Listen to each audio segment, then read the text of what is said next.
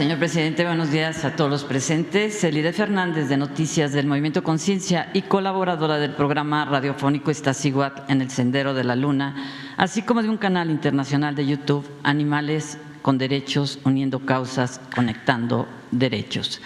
Señor presidente, una vez más le recuerdo que el 21 de enero de 2016 se aprobó una iniciativa de ley en el estado de Veracruz impulsada por el Movimiento Conciencia, consistente en la conversión de zoológicos en santuarios. Desafortunadamente han pasado 8 años desde entonces y esta ley sigue siendo letra muerta. En esta iniciativa, como lo expuse en este espacio el 14 de julio de 2022, en la figura de los santuarios, como lo proponemos y a lo que usted dijo que estaría de acuerdo, se busca implementar un importante programa de rescate y conservación de fauna nativa y endémica, poner candados contra la corrupción disfrazada de proteccionismo y evitar situaciones de especulación y de crueldad. En efecto, algunos zoológicos, falsos santuarios o unidades de manejo pueden ser vectores legales e ilegales para el tráfico de especies silvestres y exóticas, para su explotación y lucro ilícitos. Pero se trata también de hacer prevalecer los valores imprescindibles de algunos zoológicos de avanzada, como son la investigación, el estudio de la biodiversidad, la recuperación y la preservación de especies. Como ilustración señalemos la loable labor del Parque Ecológico Zacango, Estado de México, a cargo de la Comisión Estatal de Parques Naturales y de la Fauna, CEPANAF, dirigido por la doctora Alma Diana Tapia Maya, que acaba de enriquecer al acervo faunístico del mundo con un valioso legado: 2 tigres blancos nacidos el pasado 9 de enero. Es de reconocer que aún sin existir todavía una ley en ese sentido, pero sin cambio voluntad política, en Zacango está prevaleciendo el espíritu de un santuario con sus valores educativos y ética científica. Asimismo, lo que hoy se conoce como zoológicos y cuya transfiguración se pretende tendrían la función de ser sitios de acogida temporal en los que se puede rehabilitar a los animales y, de ser necesario, gestionarse su traslado sin escollos burocráticos. Aquellos que ya no fuera posible integrar en su hábitat, habría que buscarles lugares cuya infraestructura sea lo más parecido a lo que debería ser naturalmente su hogar. Precisamente lo contrario a lo que sucedió con la jirafa Benito, que fue desplazada a un parque de diversiones opuesto a su naturaleza, siendo víctima de intereses personales, del capricho y la ignorancia. Probablemente la historia de la elefanta Eli, que radica en el zoológico Dragón, y de otros elefantes, de haberse tomado decisiones propias de nuestra propuesta de evolución más que de conversión, hubiera sido diferente o, en su defecto, dado certeza a la sociedad del porqué de su inevitable destino. Hay otro caso, señor presidente, que actualmente preocupa. Es la clausura desde hace más de un año del aviario El Nido, cuya impugnación ante la Profepa duerme el sueño de los justos. Actualmente la vida y destino de los animales del nido están en peligro, entre ellos quetzales, un águila arpía, un pavón cornudo y muchos más, tanto porque pone en riesgo su manutención, que ha sido solventada por la generosidad de la gente debido a su cierre, como por el inminente riesgo que implicaría para ellos un cambio de depositario. La vida de estos animales pende asimismo de los tiempos eternos y de las lagunas que derivan de las leyes que rigen a la Procuraduría Federal de Protección al Ambiente, Profepa. ¿Dará esta trámite al caso del aviario del Nido antes de que sean repartidos los animales entre quién sabe quién? ¿Hay seguimiento de las decenas de miles de ejemplares de vida silvestre que la Profepa ha dejado en custodia en zoológicos, falsos santuarios o unidades de manejo? La respuesta es no. Yo he podido observar durante esta administración que la Secretaría de Medio Ambiente y Recursos Naturales y su Dirección de Vida Silvestre, a cargo de María de los Ángeles Cawich, así como la Comisión Nacional de Áreas Naturales Protegidas, hacen por convicción propia un esfuerzo colosal en pro de los animales y su entorno natural. Por ejemplo, La CONAMP ha impulsado la creación de nuevos santuarios marinos in situ donde se prohíbe la extracción de vida silvestre, pero mientras todos ellos empujan al elefante reumático, sus esfuerzos se ven mermados por otras instancias como la Profepa, órgano administrativo desconcentrado de la Semarnat con autonomía técnica y operativa, pero cuyas decisiones judiciales son privilegiadas por encima de la vida de un animal o de la conservación de la naturaleza. En esa lógica debería haber una reforma en este organismo, de tal modo la Profepa podría agilizar los procedimientos a fin de verificar en tiempo y forma cuando de vida se trata, para que su personal de las oficinas centrales, sobre todo las regionales, pueda ser auditado, supervisado, controlado, sancionado, enjuiciado, que transparente el seguimiento puntual de cada animal decomisado y se evite que sea donado, no dando oportunidad a que la iniciativa privada se frote las manos sobre pretexto que no hay presupuesto gubernamental para hacerse cargo de ellos. ¿No debería ser exclusiva del Estado la obligación de ser custodio de los animales silvestres cautivos y protegerlos hasta su muerte natural a través de instancias federales como los Centros para la Conservación e Investigación de la Vida Silvestre CIVS, la mayoría de los cuales convenientemente cerraron en 2017? No por nada, señor presidente, usted está blindando la presencia del narco en los aeropuertos ante tráfico de drogas y episodios violentos. Un juicio contra Genaro García Luna en Estados Unidos sigue revelando algunos episodios de corrupción y narcotráfico dentro de la Policía Federal que controlaba el Aeropuerto Internacional de la Ciudad de México en tiempos de Felipe Calderón. En el quinto día de alegatos iniciales del juicio en Estados Unidos en contra de Genaro García Luna, ex secretario de Seguridad Pública durante el sexenio de Felipe Calderón, se han destapado algunos de los episodios de corrupción y tráfico de drogas de los que el Aeropuerto Internacional de la Ciudad de México ha sido testigo. La Fiscalía estadounidense presentó como testigo ante la Corte de Brooklyn en Nueva York a Raúl Arellano Aguilera, ex policía federal 2003 al 2011, que estuvo asignado al aeropuerto cuando Genaro García Luna ya era el secretario de Seguridad Nacional. Dando las magnas obras de esta administración, evitando que se privaticen. A la fauna silvestre hay que blindarla también para que no tenga un dueño que la comercialice para su uso, abuso y aprovechamiento, en los que está implícita la crueldad.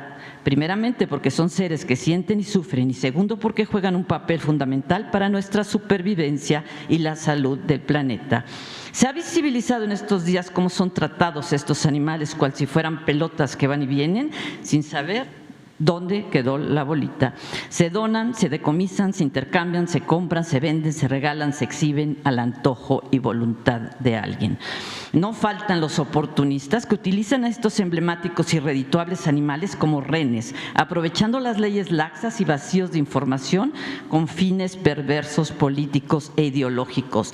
Tergiversan, manipulan y confunden a los ciudadanos de buena fe, incluso a los propios activistas.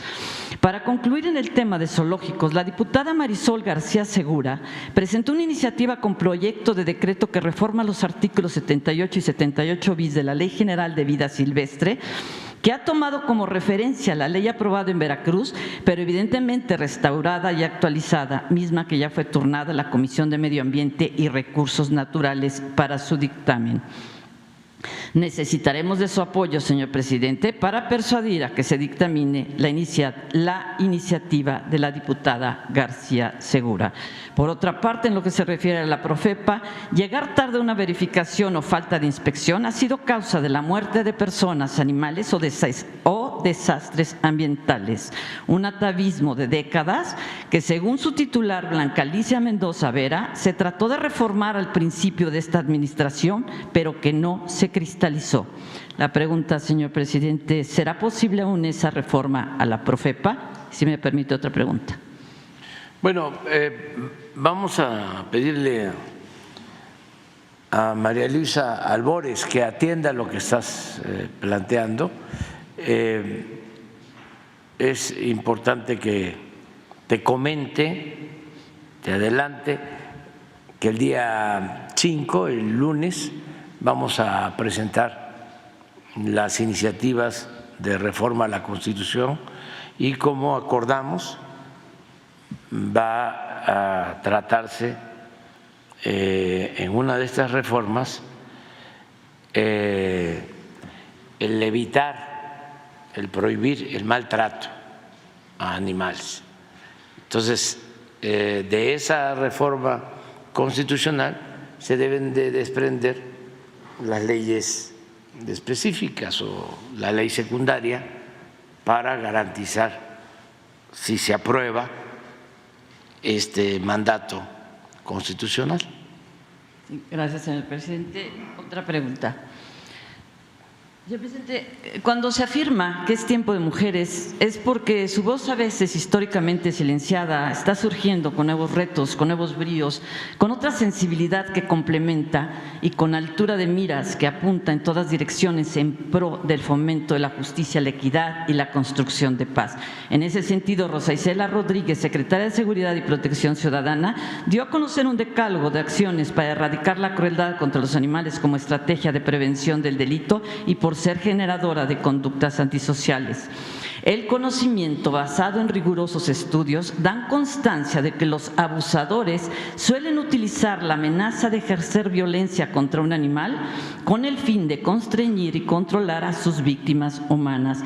Así es como podemos afirmar que en el marco social, cuando los animales son víctimas de abuso, las personas están en riesgo. Igualmente, cuando las personas son víctimas de abuso, los animales están en riesgo.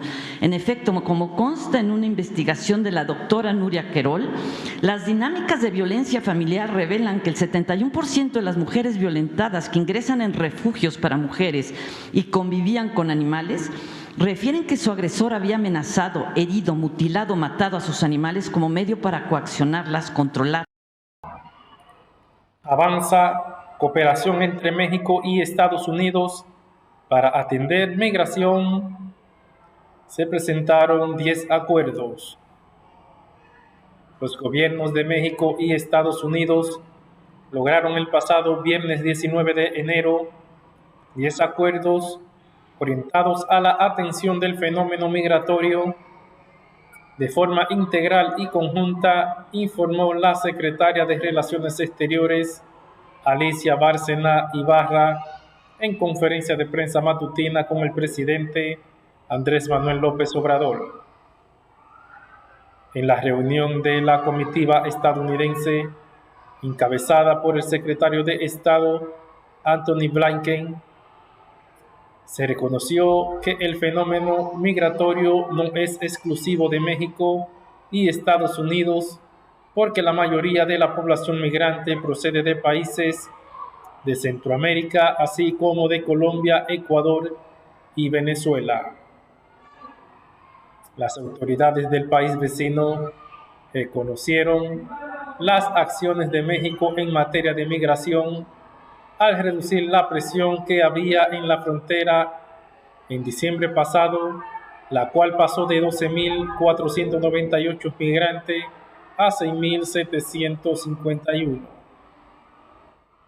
El paradigma ha cambiado desde el encuentro de Palenque, celebrado el 22 de octubre del 2023. En ese año, los gobiernos coincidieron en abordar las causas estructurales de carácter económico y político de la migración y se propusieron colaborar en vuelos de repatriación asociados a paquetes de desarrollo.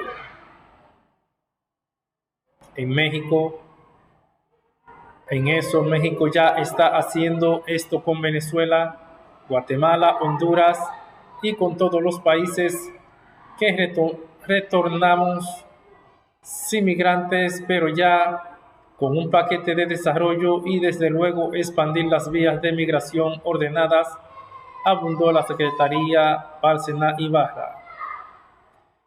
La titular de la Secretaría de Relaciones Exteriores adelantó que tienen una reunión programada hacia el final de febrero para dar continuidad a las 10 acciones bilaterales establecidas en la reciente visita a Washington, D.C., en la que participaron integrantes del Gabinete de Seguridad, de la Secretaría de Gobernación y del Instituto Nacional de Migración.